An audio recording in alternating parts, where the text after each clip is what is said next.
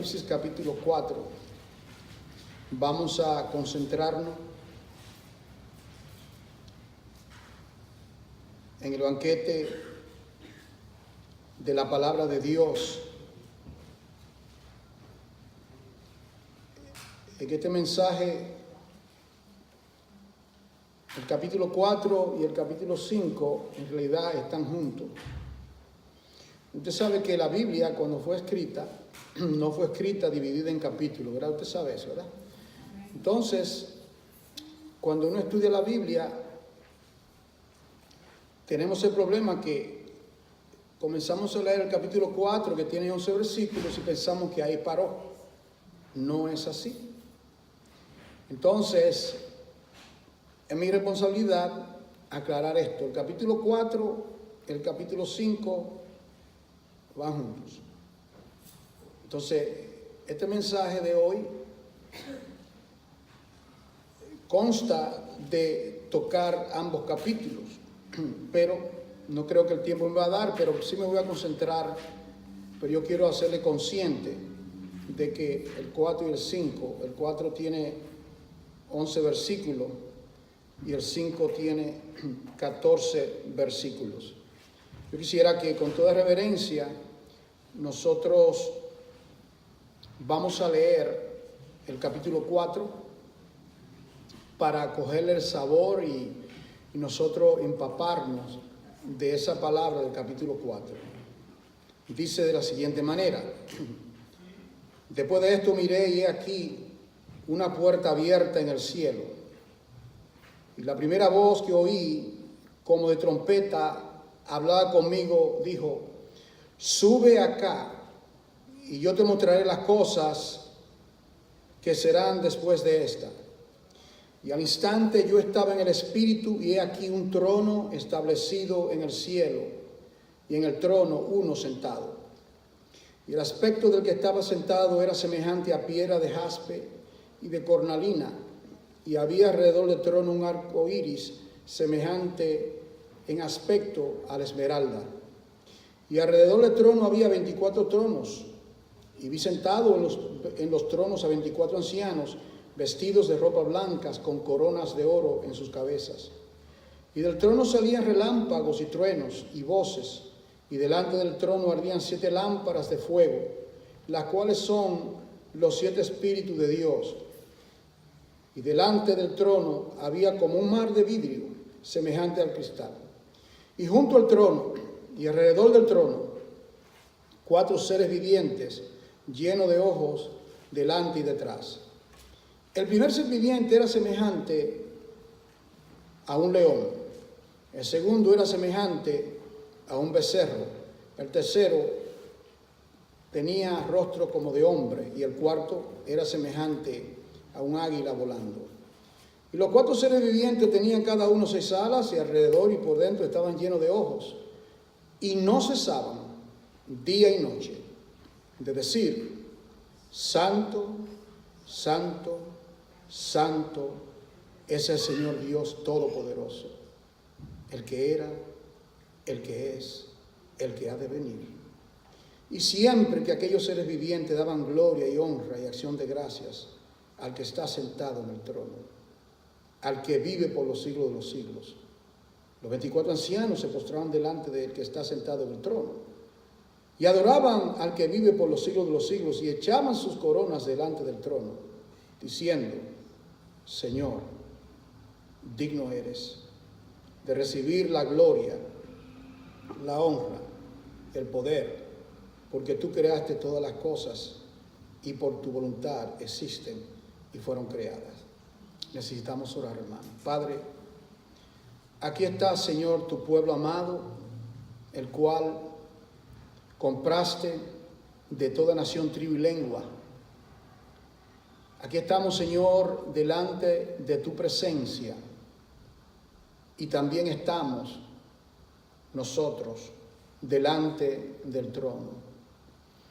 Quiero darte las gracias, Señor, por esta palabra tan poderosa del capítulo 4 y el capítulo 5 de Apocalipsis, y también de todo el resto de esos 22 capítulos de este libro.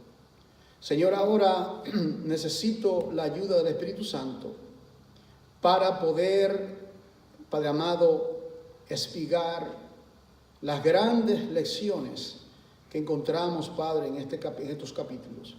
Necesito, Señor, tu ayuda para poder interpretar correctamente las Escrituras. Necesito tu ayuda para poder aplicarla. Necesito tu ayuda para poder ver. Por lo tanto, te pido, Padre, que abra los ojos del entendimiento, los míos y también los de tu pueblo, Padre, que está en expectativa de que tú abras las Escrituras para que podamos ver. Abre mis ojos, oh Cristo, yo quiero verte. Abre mis ojos, oh Cristo, yo quiero ver tu gloria. Quiero ver, Padre, este magnífico capítulo, Padre, donde está saturado de tantas verdades espirituales, Padre. Señor, a la vez te pido que tú perdones nuestras transgresiones, Padre amado, nuestros pecados, si hemos pecado contra ti. Señor, Padre, perdona nuestras rebeliones, perdona nuestra ignorancia, perdónanos, Dios, Padre. Tú eres nuestro Dios y somos tu pueblo. Ayúdanos, oh Dios, porque sin ti nada podemos hacer. En el nombre de Jesús. Amén. Quiero darle la trayectoria de este mensaje. Voy a cubrir el capítulo 4, ver algunas cosas ahí. Algunas cosas que están saturadas de controversia, ya ustedes me conocen. No me gusta especular y decir esto es así. Simplemente hay un principio bíblico y es el siguiente: hablar donde la Biblia habla y callar donde la Biblia calla. Es muy sencillo. Si dice que era un cordero, que era un trono, que eran 24 ancianos, bueno, eso es lo que es. Yo no puedo ahora darle diferentes interpretaciones. Ya ustedes van a ver a lo que yo me refiero. Luego que cubra esos 11 versículos, voy a retroceder y voy a tomar algunas 4 o 5 cosas que tienen que ver con nosotros. En el capítulo 1, el capítulo 2 y el capítulo 3, ustedes saben, si usted se pasa al capítulo 1, versículo 19, pase su página en la Biblia, 1:19, porque ahí usted puede ver la división del libro. La división del libro. Usted sabe, hermano, algo que le puede ayudar, porque me ha ayudado a mí por muchos años como estudiante de la Biblia, es poder ver la manera que Dios divide la Biblia. Es muy diferente a como los hombres dividen la Biblia. Usted sabe, es bueno que usted entienda eso. Por ejemplo, cuando usted toma un libro de la Biblia, usted tiene que entender que aunque se divide en capítulos y versículos, eso ayuda para uno navegar, porque ahora mismo, si no tuviese capítulo y versículo, ¿cómo nosotros vamos a encontrar un pasaje? Recuerda que Jesús, cuando él llegó a la sinagoga, dice que le entregaron el libro de Lucas y dice, y halló. No decía Lucas 1, 2, 3.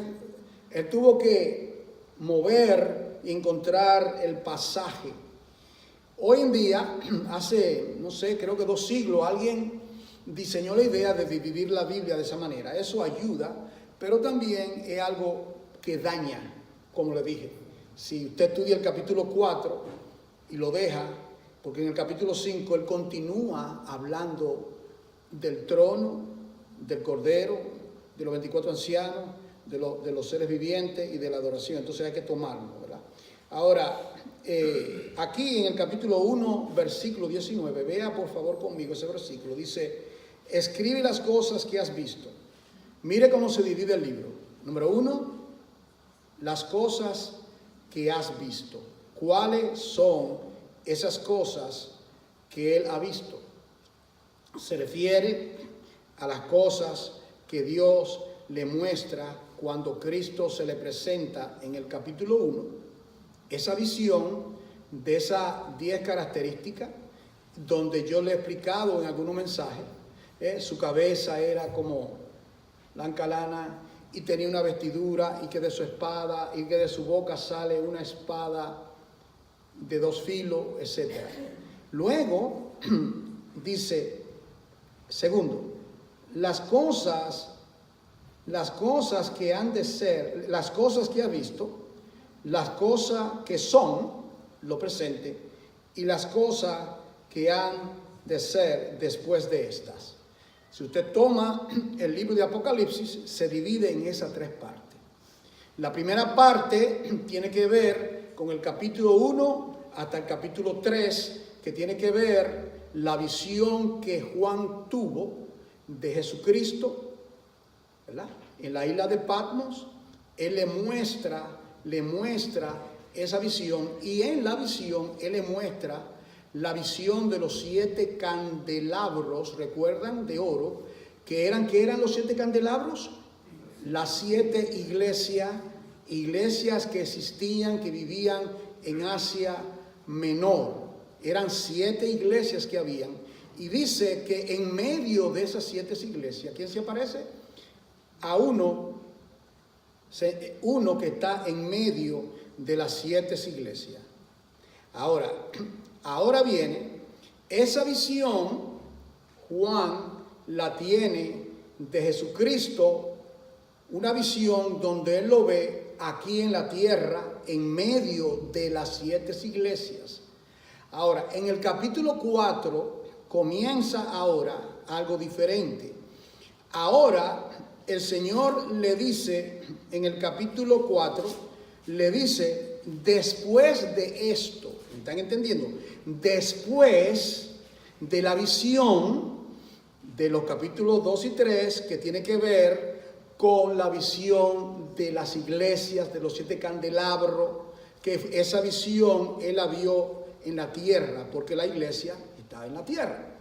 Pero ahora él lo invita y le va a dar una serie de visiones que son en el cielo. Y por eso dice el capítulo 4, versículo 1, dice, después de esto, esa expresión usted la encuentra 7 veces en el libro de Apocalipsis. Después de esto miré, y dice, he aquí, cuando él mira, él ve, no que se abrió la puerta, sino que él ve una puerta abierta en el cielo. Y la primera voz que oí era como de trompeta que hablaba conmigo. Una voz fuerte. Para que tenga una idea de lo que él está oyendo, la manera es, recuerde que constantemente le digo a usted que la Biblia es su propio intérprete. Usted lee un pasaje en el Nuevo Testamento y luego usted dice, ¿en qué lugar en la Biblia yo veo algo semejante así? Tales como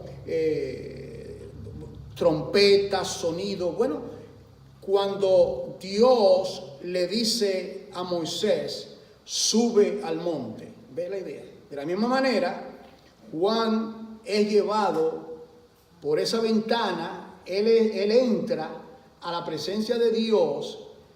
En el Antiguo Testamento, Dios le dice a Moisés, sube al monte. Hay 6 veces que Moisés sube y 6 veces que desciende. Pero lo importante es que en el capítulo 19 del libro de Éxodo, ¿sabe lo que le dio, verdad? Los 10 mandamientos. ¿Y qué había? Había ruido, había un sonido como de trompeta, era algo que dice que el monte Sinaí temblaba con la presencia de Dios, de tal manera que el pueblo de Israel no quería acercarse, sino dije, vete tú, habla con Dios, y luego tú nos vas a decir a nosotros lo que Él nos dice. Ahora, Dios le da la orden, le dice esa voz de trompeta, él oye, y le dice, sube acá, y yo te mostraré, ¿lo ve? Apocalipsis 1:19, la otra división, las cosas que han de suceder después de esta. En otras palabras, después de todo lo que acontece, que tiene que ver con la iglesia, la historia de la iglesia, ¿qué ha de acontecer después de la historia de la iglesia?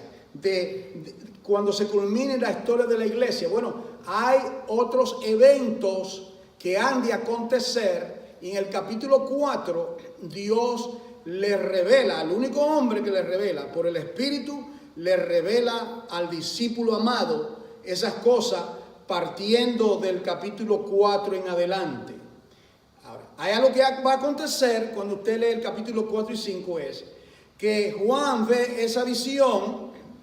Usted va a ver en el capítulo 5 que va a haber un libro sellado, que él toma el rollo, eso lo hemos de ver después, y cuando él abre el primer sello, lo abre en el cielo y algo catastrófico acontece en la tierra.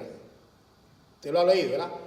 Lo abre en el cielo y aquí un caballo, y aquí el otro caballo, y cosas extraordinarias han de acontecer en la tierra. Le dice, sube acá y yo te mostraré las cosas que han de suceder después de esta. Mire esto acá. Y de inmediato yo estaba en el Espíritu. En otras palabras, ¿por qué dice que él estaba en el Espíritu? Él, por así decirlo, fue como si saliese de su propio cuerpo. Él fue llevado, por así decirlo, no me gusta la palabra dimensión, pero por falta de otra, permíteme, entró a otro nivel. ¿Por qué es que él tiene que ser llevado a la presencia de Dios y estar en el Espíritu? Respuesta: carne y sangre no heredarán el reino de los cielos. 1 Corintios 15.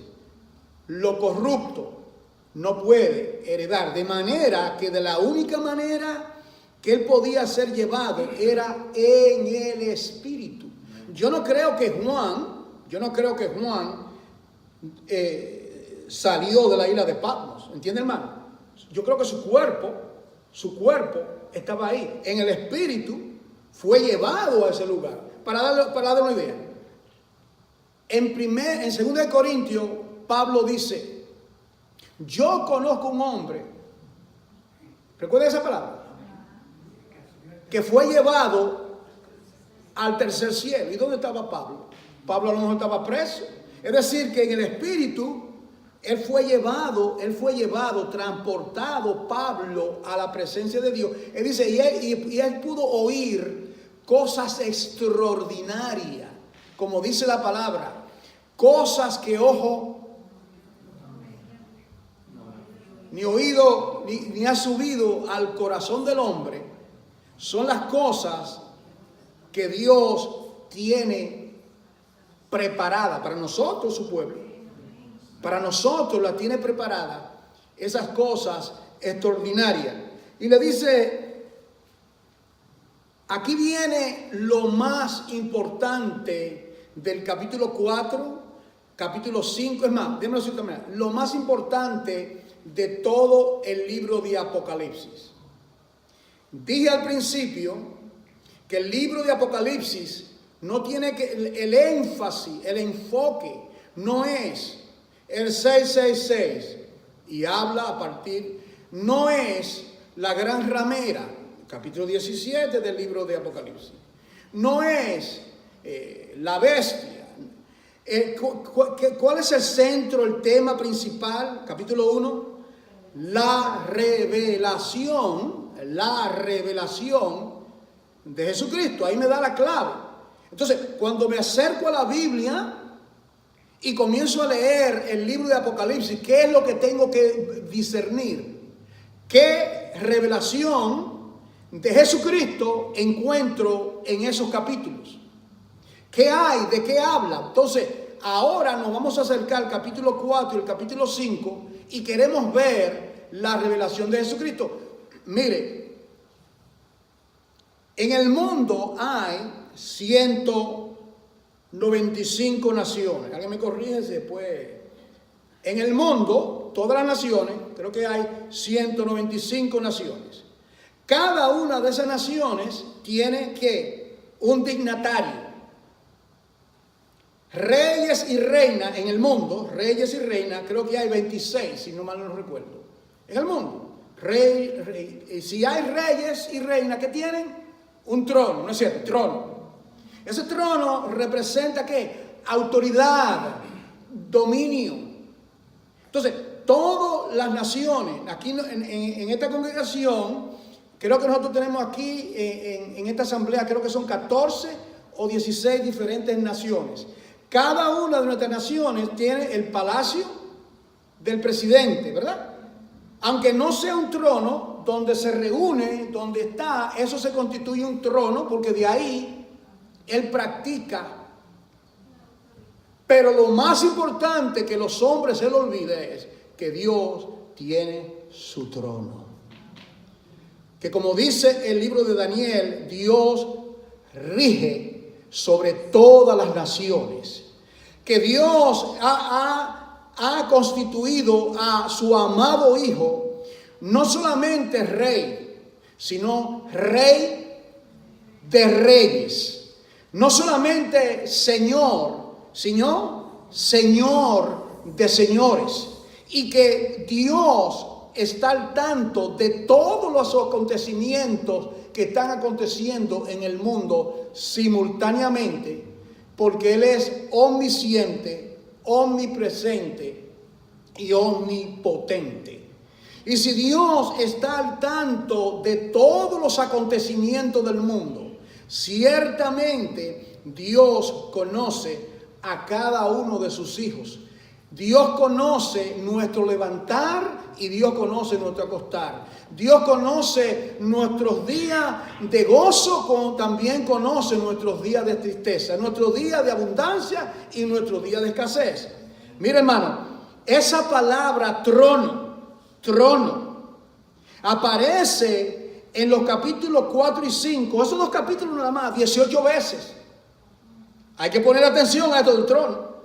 Y en el libro de Apocalipsis, creo que aparece, si mal no recuerdo, 43 veces en los 22 capítulos. ¿Qué es lo que nos está enseñando la palabra de Dios? Dios es soberano. Dios reina. Nuestro Dios reina. Él tiene nada de lo que acontece en los gobiernos de la tierra. Dios, dice la palabra, que Él pone reyes y Él quita reyes. Cuando menos usted espera, un dignatario déspota, malvado, que está haciendo y deshaciendo, cuando llega el momento, como lo dije a los dominicanos, ese Trujillo fue eliminado. Cuando llega el momento, el Mussolini fue eliminado. Cuando llegó el momento, el Hitler fue eliminado. ¿Cuál fue el otro? Chávez, blasfemando y diciendo barbaridades contra los judíos.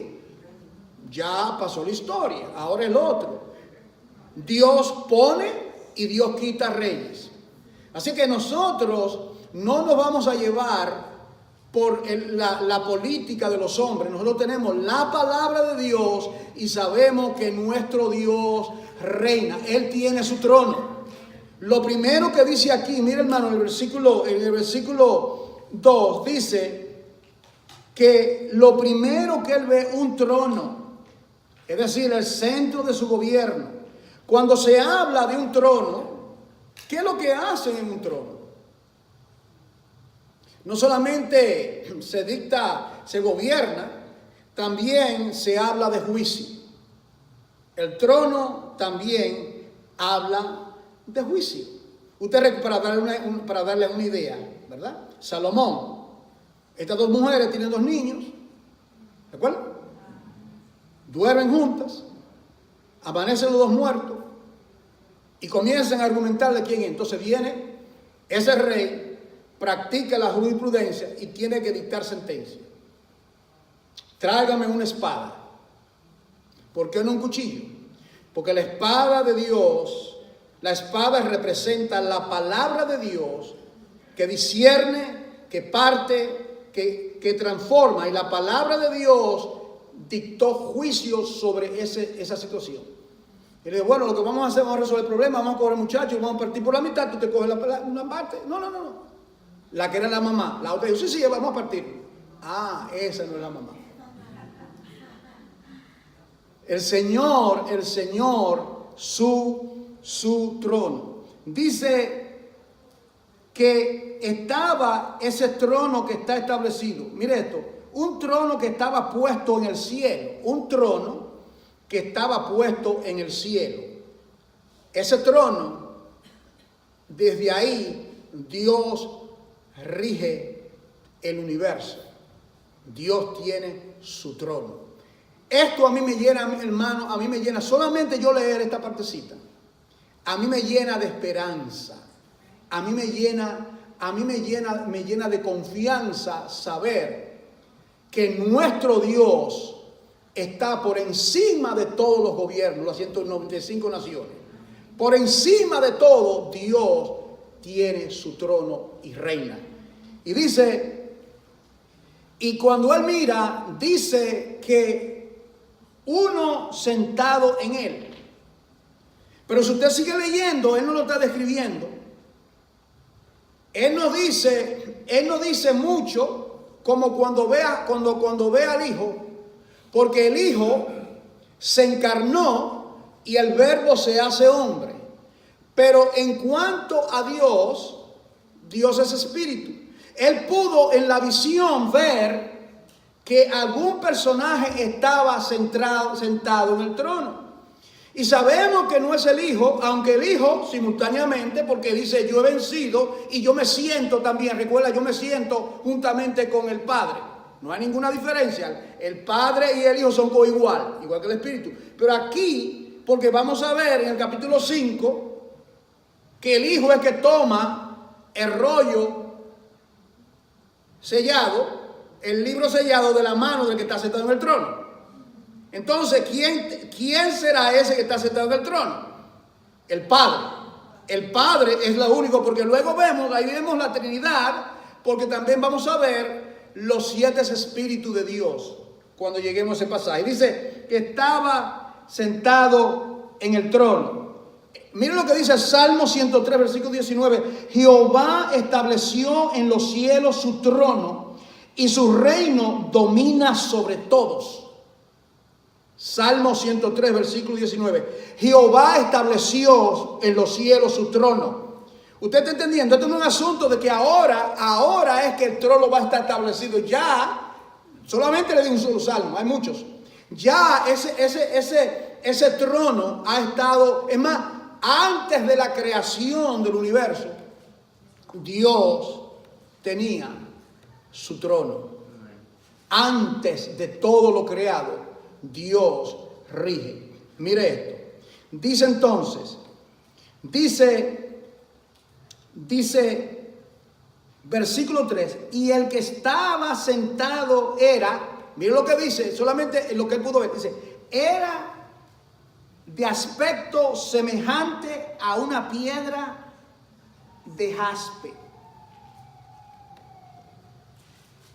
y de cornalina.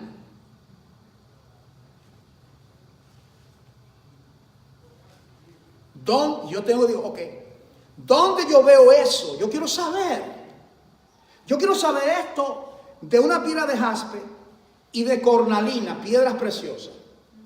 Entonces descubro que en el Antiguo Testamento el sumo sacerdote Aarón tenía lo que se llama, lo vamos a estudiar los miércoles cuando lleguemos a eso, el sacerdocio, tenía el pectoral y tenía 12 piedras preciosas.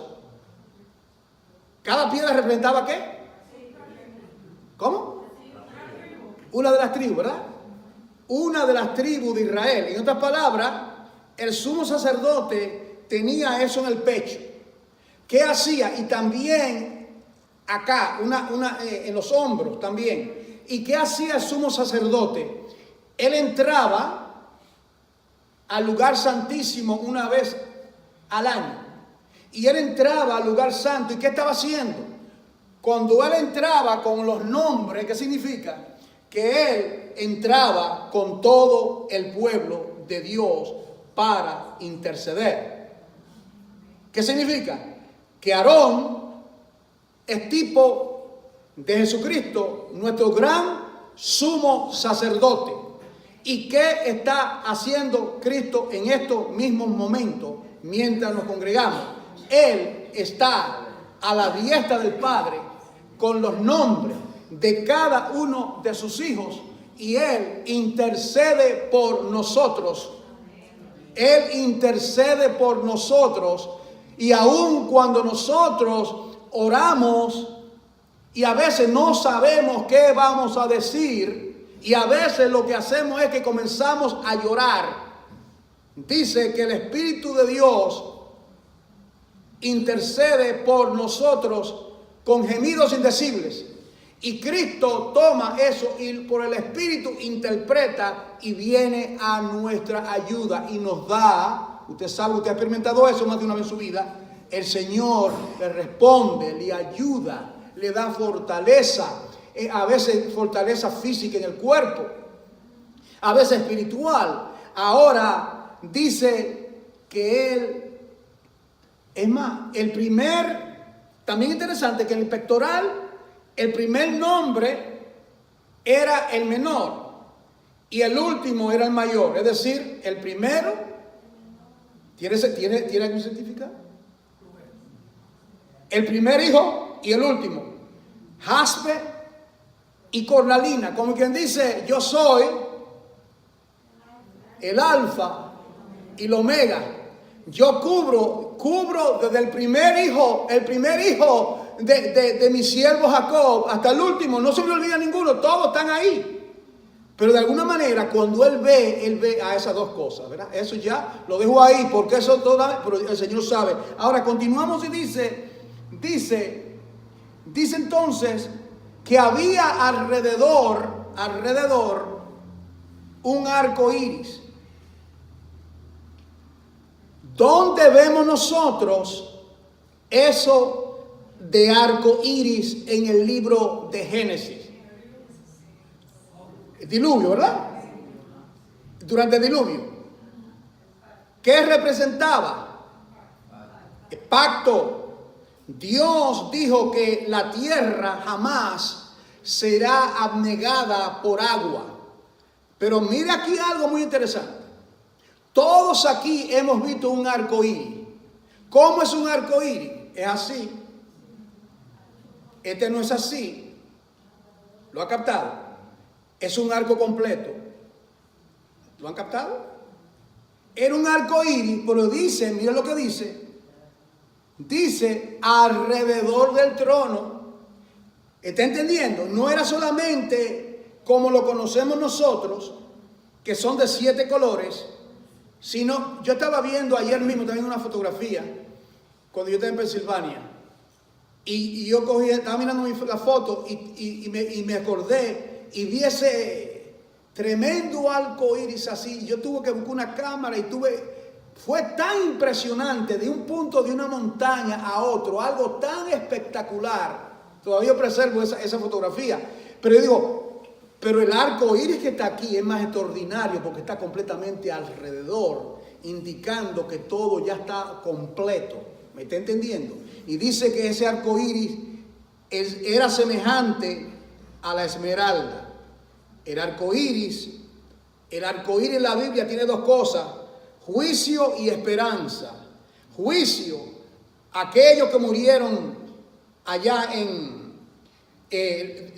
durante el tiempo de Noé, y esperanza después que salieron del arca. Juicio y esperanza. Ahora, dice aquí en el versículo 4, y alrededor del trono había 24 tronos. Ya tenemos aquí a uno que está sentado en el trono. Tenemos alrededor del trono a este arcoíris completamente como un círculo. Ahora vemos otra cosa más. Mire todo esto. Todo esto, para que usted vea, hermano, todo esto representa el cetro gubernamental del eterno Dios. Esto es lo que representa este trono. Todo lo que estamos viendo acá.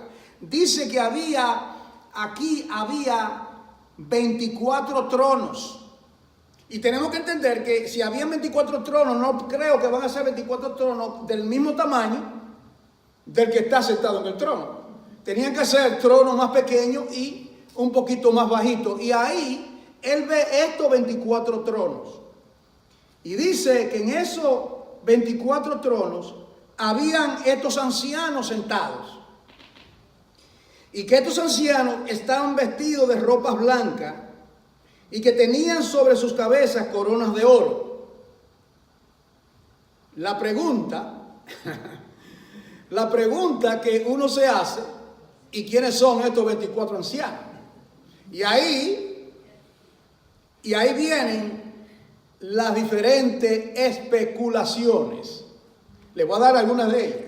Algunos dicen que son 24 ángeles. No son ángeles, porque luego vamos a ver que ellos hablan de quien nos amó y nos redimió. En el capítulo 5, eliminamos los ángeles porque los ángeles no son redimidos. Segundo, no son ángeles porque los ángeles no tienen edad y dice aquí que son ancianos. ¿Siguen? Solamente usando un poquito de sentido común. No pueden ser ángeles. Los ángeles tienen la misma. Los ángeles no tienen edad. Desde el momento que Dios los creó, son eternos. Aún los malignos son eternos.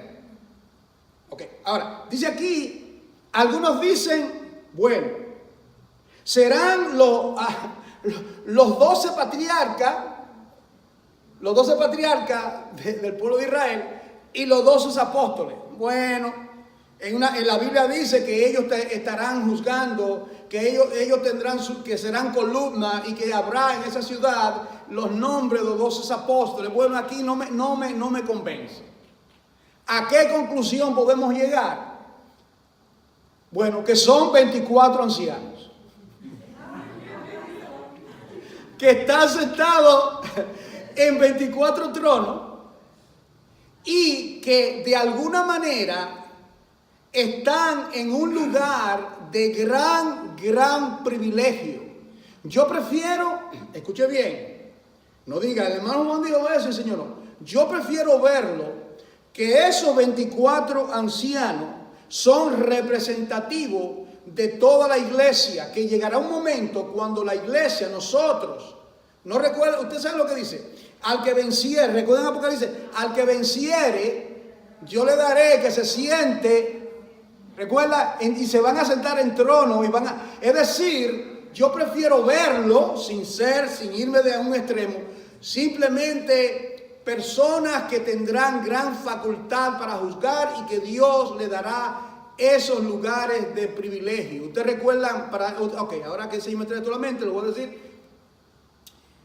La mamá de Juan, ella le viene a Jesús, le dice, yo quisiera que yo pedí tu favor, ¿sabes? Yo tengo estos dos muchachos, yo amo, son los hijos de mi alma. Mira, yo quiero que cuando tú vengas, uno se siente a la derecha y otro se siente a la izquierda. ¿Qué te parece? Yo lo quiero tanto. Como toda buena madre quiere lo mejor para sus hijos. ¿Y qué le dijo el Señor? El Señor le dijo, no. Esto no es un asunto, eso es para quien está preparado.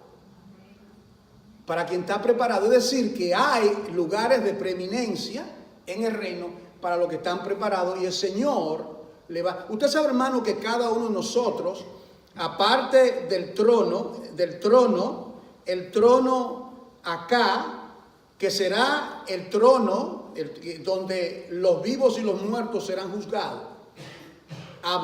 La Biblia habla de otro trono, que es el trono de Bema, que va a ser donde los creyentes darán cuenta, no por sus pecados, porque ya nuestros pecados ya fueron juzgados en el Gólgota por la cruz.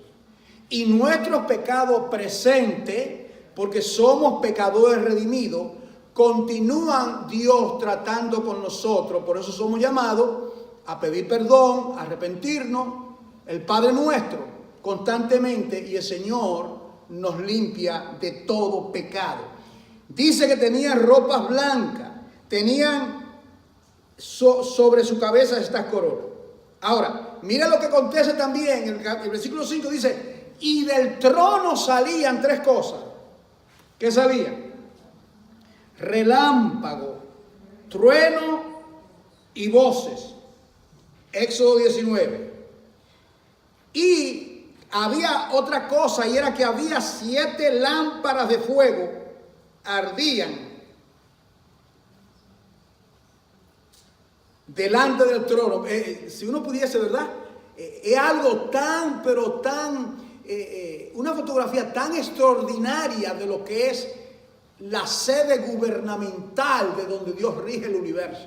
Ahí está ese trono, ahí está. Ahí está esos 24 ancianos. Ahí está ese arco iris alrededor. Y ahí te están 7 lámparas. No son las 7 iglesias. Y yo noté un detalle, no lo había notado anteriormente. Por eso que la Biblia es un libro que constantemente tenemos que ir a estudiar. No dice 7 candelabros, ¿han notado eso? No dice que son 7 candelabros, es una diferencia. Una diferencia. Dice que eran 7 lámparas de fuego que ardían. Y luego dice que esas 7 que son los espíritus de Dios. Ahora, ¿cuánto espíritu tiene Dios? Dios es espíritu. Solamente es Dios Padre, Dios Hijo, Dios Espíritu Santo. Solamente hay un solo Espíritu Santo. Ahora, ¿por qué dice aquí que esas 7 lámparas de fuego eran los 7 espíritus de Dios? ¿Dónde está la respuesta a esa pregunta? Isaías, capítulo 11, versículo 2. ¿Qué dice? Y reposará sobre él, sobre Cristo, el Mesías. 1. Espíritu de Jehová. 2. Espíritu de sabiduría. 3. De inteligencia. 4. De consejo. 5. De poder. 6. De conocimiento. Y 7. De temor de Jehová. ¿Está claro? Entonces, la Biblia me está diciendo a mí lo que es. Yo no tengo que estar inventando y especulando. Leer, estudiar es muy importante, pero uno tiene que discernir lo que uno lee y lo que uno estudia, aún en las cosas que aún la Biblia de estudio. Yo tengo en mi casa 7 libros de Biblia de estudio. Tengo 6 en inglés y 1 en español. Y yo consulto de aquí para allá, pero yo encuentro constantemente errores. Errores no en la Biblia, no en el texto, en los comentarios. Me están enseñando los comentarios, porque fueron hombres que escribieron esos comentarios. Entonces, en mi trabajo yo ver y yo, mira lo que dice aquí, este artículo. No. Ahí encontré una de la Biblia. En una de esas Biblias que yo estudio, encontré algunos de los que predican prosperidad y están completamente errados y doctrina. Entonces viene alguien y lee eso y cree que eso que dice ahí está bien y no se da cuenta que es un maestro de la prosperidad. De la misma manera, yo leo la de John MacArthur, una Biblia muy buena, pero John MacArthur es un hombre, él puede errar en un comentario, entonces yo tengo que mirar lo que él dice, o el otro, quien sea el escritor. Por eso yo digo eso, hermano, que usted siempre discierna, y si no está seguro, dice, bueno, déjame preguntar por si acaso, ¿verdad? Eso es lo que uno hace. Ahora viene, continúa entonces, dice aquí, versículo 6, y delante del trono, había como un mar de vidrio semejante al cristal. Escuche. No dice que había un mar. ¿Cómo? ¿Cómo un mar? ¿Cuánto me están entendiendo? Porque el corito que me enseñaron a mí era: calles de oro, mar de cristal, y en esas calles yo voy a caminar. Y yo hasta poco creía que había un mar. Y la Biblia dice que ya no hay mar. Dice, ¿cómo que sea? Entiéndalo, amado hermano. Él está mirando todo esto del Espíritu. Y él tiene que usar su inteligencia. Cuando Dios le dice que escriba en un libro, él tiene que describirlo basado en lo que él está viendo. ¿Me está entendiendo? Usted va a un lugar y usted dice, ¿tú fuiste a tal sitio? Sí. ¿Y cómo era ese sitio? Usted comienza a describirlo según lo que usted vio. Dice aquí, ¿cómo un mar de vidrio semejante a cristal implica pureza? Implica que todo es santidad, implica transparencia delante de Dios, implica que no hay pecado. Mira, hermano, esto lo sostengo. Lo más glorioso que yo quiero para mí, y yo creo que ustedes también se identifican, es que estar en la presencia de Dios, ¿saben lo más glorioso que es? No es si vamos a ver a los apóstoles, no es si vamos a ver esto, si vamos a ver lo otro. Lo más glorioso que va a acontecer es que usted jamás volverá a pecar contra aquel que le redimió de sus pecados. Lo más glorioso. ¿Cuánto le duele a uno? ¿Cuánto nos duele cuando nosotros pecamos contra Dios y con nuestro prójimo? ¿Nos duele? Y usted saber que usted jamás, usted va a ver al Cordero como inmolado, todavía con sus marcas, como recordándote, mira, tú estás aquí, mira por qué que tú estás aquí. Y tú jamás volverás a pecar. Eso es lo más glorioso, hermano. Dice aquí, mire esto, dice, ahora viene,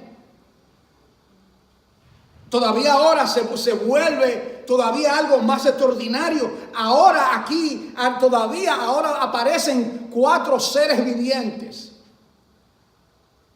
llenos de ojos. El ojo en la Biblia, ¿qué significa? Todo lo ve, omnisciencia. Dice por delante y por detrás.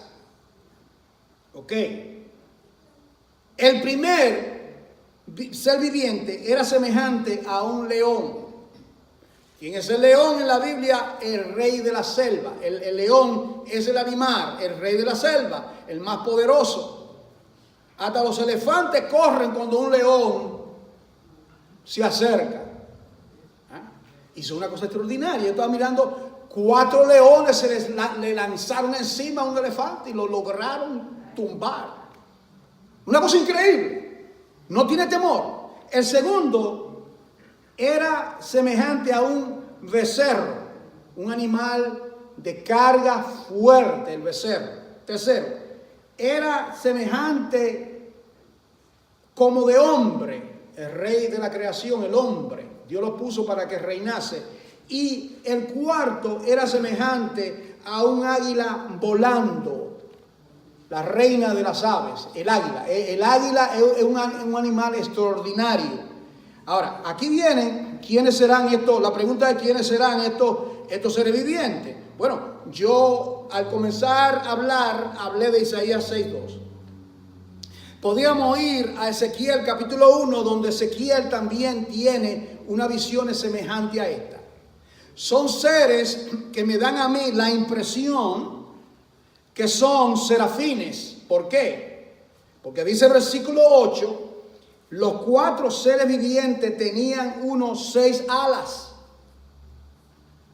En Isaías 6, con 2 cubrían sus rostros, con 2 cubrían sus pies y con 2 volaban. Entonces creo que si comparamos la escritura con la escritura, nos mantenemos ahí y no nos vamos por otro lado. Mira, hermano, cuando yo estudio tu pasaje, yo consulto como 10 comentarios, un montón de cosas, y para un lado, todo lo desecho. O sea, lo que yo considero, porque hay cosas que hay que usar la propia Biblia, ¿verdad? Hay que dejar que la Biblia se interprete para no errar. Y dice, y por dentro están llenos de ojos y no tenía reposo. Mira esto, hermano, qué cosa más extraordinaria. Ni de día ni de noche. Eso significa que desde que Juan vio esa visión hasta el día de hoy han transcurrido como 2000 años. Eso significa que estos seres vivientes todavía están repitiendo, diciendo, lo siguiente: santo, santo es el Señor Todopoderoso, el que era, el que es y el que ha de venir. Ese es nuestro Dios, el Todopoderoso, el Shaddai. Y cada vez que aquellos seres vivientes dan gloria y honra y alabanza, ¿a quién se lo da? Al que está sentado en el trono y al que vive para siempre y jamás. ¿Qué hacen? Mire todo esto, ¿verdad? El trono, uno sentado, como jaspe, como esmeralda, un arco iris alrededor, 24 ancianos con sus vestiduras blancas y sus coronas, 7 lámparas ardiendo alrededor. Ahora encontramos alrededor estos seres vivientes que seguramente estaban usando sus alas y no cesaban de darle gloria, honra y alabanza al que está sentado en el trono. ¿Qué significa eso? Que Dios ha creado a todas sus criaturas para que le den gloria, honra, alabanza, para que le exaltemos. Aquí en la tierra es el comienzo de darle gloria, honra y alabanza. Debemos nosotros como creyentes preguntarnos constantemente: Señor, esto que voy a hacer, permíteme que yo lo haga para que tú seas glorificado. Esto que voy a hacer, que voy a hablar con esta hermana, que voy a compartir la palabra con mi vecina, que voy a viajar a tal lugar, permite, oh Dios, que yo viva mi vida para glorificarte, darte gloria, darte honra. Y dice, ¿qué hacían los 24 ancianos cuando esos serafines estaban dando gloria? Ellos también, mire esto, hermano, ellos también se unen. Si esos 24 ancianos son representativos de todos los redimidos a través de toda la tierra, ¿cuál es el llamado? A que todos los redimidos de Dios comencemos a darle gloria y honra, porque eso es parte de nuestra ocupación cuando entremos al reino de los cielos. Dice, y mira lo que decían: Señor, digno eres de recibir la gloria, la honra, el poder, porque tú creaste, tú eres el gran pintor, tú creaste todas las cosas y ellos eran cosas, ¿entienden? ¿Entienden eso? Todo lo que está alrededor del trono es cosas. ¿Por qué? Porque fue creado. Los 24 ancianos fueron creados. Esos seres que están ahí fueron creados. ¿Okay? Lo único que no fue creado fue, ¿qué? El Espíritu Santo, que es eterno, y el Cordero, que está en el capítulo 5, que es eterno, también igual. Pero todo es creado. O sea, todo lo creado debe de unirse y decir: Señor, tú eres digno de recibir la gloria, la honra y el poder, porque tú creaste todas las cosas y por tu voluntad todas existen. Ahora, voy a ir ahora. Note usted, hay 7 cosas alrededor del trono de Dios. 7. Número 1. El Dios Trino está ahí presente. Eso es lo primero, Dios Trino. Segundo, los 24 ancianos. Tercero, los seres vivientes. Luego vemos los relámpagos, los truenos, las voces, las 7 lámparas, los espíritus de Dios. Luego vemos como un mar de vidrio. Y luego vemos la adoración de todos esos seres vivientes. Ahora, estos minutos que nos quedan, yo quiero ir rápidamente y presentar estas 4 cosas. Dice el capítulo 1 en esa visión celestial que después de esto él vio esas cosas. Capítulo 1, versículo 19. Y usted va a ver la visión que Juan tuvo de Cristo en el capítulo 1 y en el capítulo 12. Perdón, en el capítulo 1 y el capítulo 2. La gran visión que él tiene con esas grandes características. Pero lo que Juan no pensaba, que ahí no se terminaba todo, sino que Dios lo iba a llevar en el Espíritu, iba a abrir iba a abrir una puerta en el cielo y que él en el espíritu iba a ser trasladado a la presencia de Dios y que él iba a ver todas esas cosas extraordinarias. Okay. Dios le dice, segundo, Dios le dice, sube acá. Esa parte de sube acá, podemos nosotros interpretarla como de la siguiente manera. Llegará un momento cuando Dios va a trasladar a su pueblo a su presencia.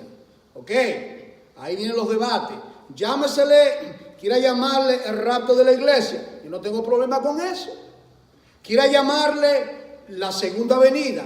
Tampoco tengo problema. El asunto es que primera de Tesalonicenses, capítulo 4, cuando los hermanos de Tesalónica hablan con Pablo, le mandan una carta, dice que Pablo, Cristo no viene, mis familiares murieron, mi hijo murió, mi mamá murió, han transcurrido 30 años y nosotros esperamos, ¿y qué es lo que está pasando?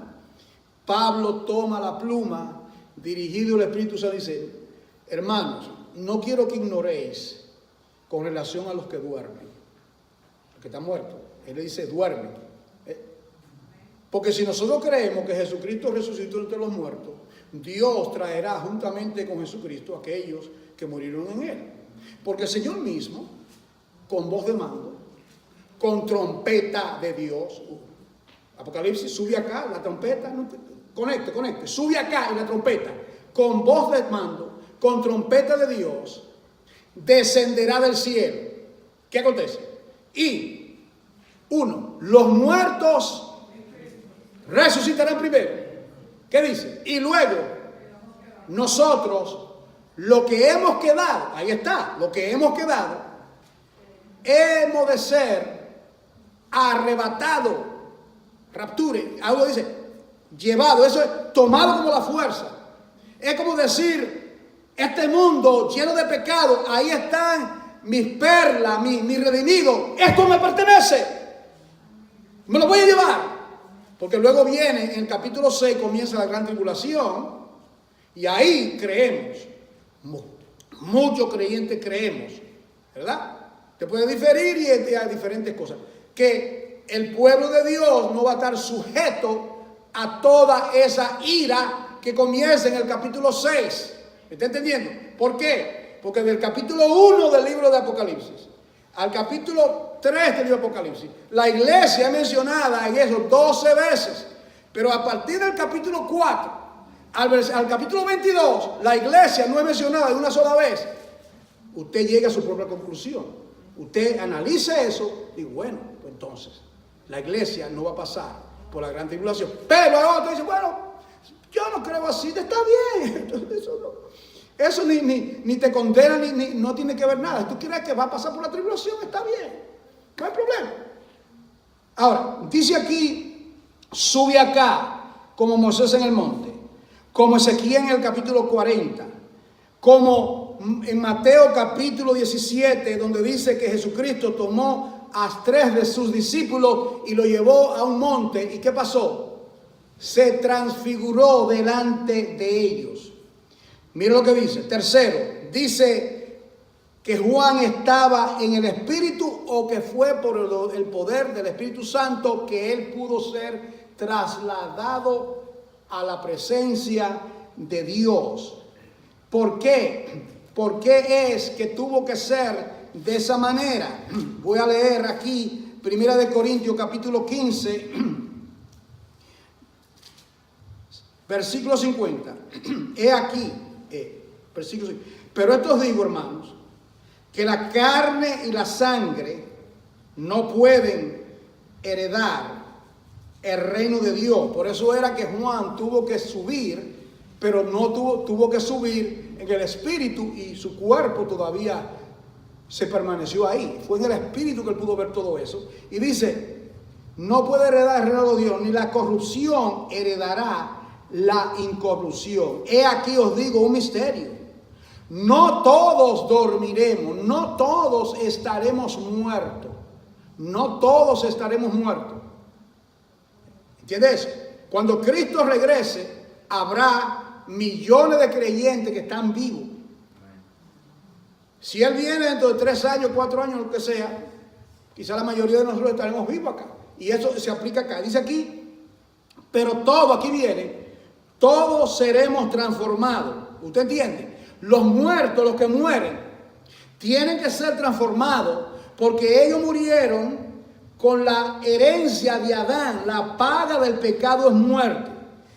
Por cuanto pecaste, corrupción, tiene que estar depositado en una tumba, te va a podrir, te va a hacer nada, del polvo eres y al polvo regresará. Pero luego dice que ese cuerpo en esa tumba oirá la misma voz que oyó Lázaro: Lázaro, sal fuera. Y ya Lázaro se estaba pudriendo 4 días, no hay problema. Cuando una persona muere, en poco tiempo ya ese cuerpo se desintegra completamente, no hay nada. Y digo, hermano, entonces ¿cómo va a ser? ¿Cómo? No te preocupes, tú estás hablando con un Dios, el Dios que creó el átomo. ¿Qué tú me estás preguntando? El Dios que creó el átomo, el Dios que creó al hombre de la nada. Ese Dios de ahí de la nada va a hacer un cuerpo glorificado. Dice, no todos dormiremos, pero todos seremos transformados en un momento, en un abrir y cerrar de ojos. Aquí viene una trompeta. A la final trompeta, la trompeta final, se tocará. Y los muertos, aquí viene, en Cristo, los muertos serán resucitados. ¿De qué manera serán resucitados? Incorruptibles. Porque la sangre es lo corruptible, la sangre, el pecado es lo corruptible. Entonces, esa persona que murió, no importa, ahí no hay nada. Abrimos la tumba, no hay absolutamente nada queda ahí. Eso es lo que tú crees. Para comenzar, lo que conoce ciencia, un átomo no puede ser destruido. ¿Usted sabe eso? El átomo no puede ser destruido. Eso está en algún lugar. Y de eso que usted no ve nada, Dios va a tomar eso y va a formar un cuerpo semejante al que usted tuvo, pero diferente, porque va a ser un cuerpo a semejanza de la vida o el cuerpo de Jesucristo. Dice aquí, versículo 53, porque es necesario, ¿qué es necesario? Que esto corruptible, este cuerpo corrupto, se vista de ¿qué? De incorrupción. Y esto mortal se viste de ¿qué? Inmortalidad, que no va a morir. Y cuando esto corruptible se haya vestido de incorrupción y esto mortal se haya vestido de inmortalidad, entonces se cumplirá la palabra que está escrita. Mire esto, hermano. ¿Salga un sorbo?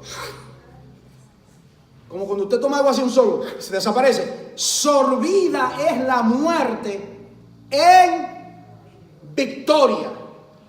¿Dónde está, oh muerte, tu aguijón? Mire esto. ¿Dónde, oh sepulcro, tu victoria? Ya que el aguijón de la muerte es el pecado. ¿Ve? ¿Usted entiende? El pecado fue que lo aguijonó, comenzando con Adán. El pecado fue el aguijón que nos llevó a la muerte, a la tumba, a la corrupción.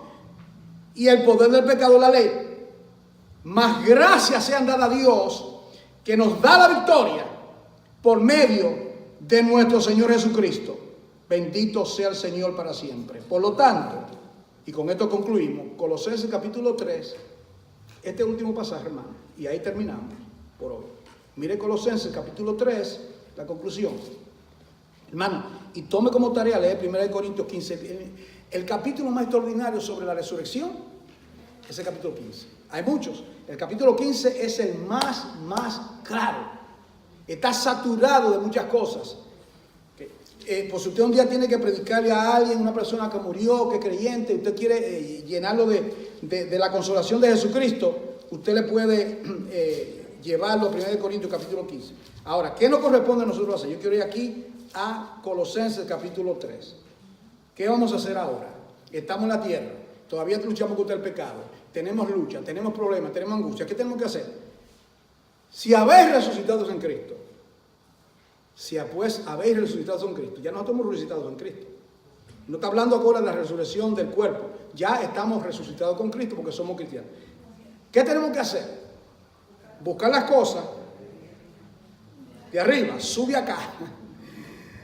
Donde está Cristo sentado, al que está sentado en el trono, el que está sentado a la diestra de Dios, poner la mira.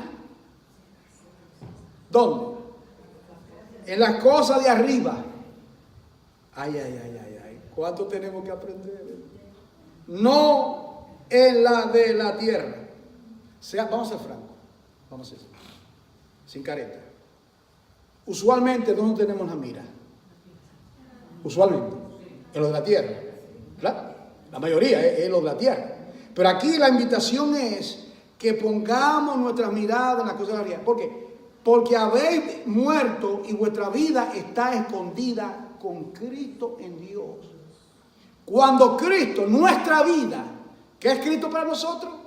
Nuestra vida se manifieste, entonces nosotros también seremos manifestados con Él. ¿Dónde? En representación de los 24 ancianos. Bendito sea el Señor. Démosle gracias. Padre, queremos darte las gracias por tu infinita misericordia. Gracias por ayudarnos, Padre. Hay tanto, Dios mío, tanta riqueza, tanta sabiduría, tantas cosas extraordinarias en tu palabra. Te pido, Padre, que lo que yo no dije, tú lo digas. Lo que yo no expliqué por tu Espíritu, explícalo tú, oh Dios. Tú eres el maestro de la iglesia. Tú eres aquel que conoce todo, Padre. Ayúdanos. En el nombre de Jesús. Amén.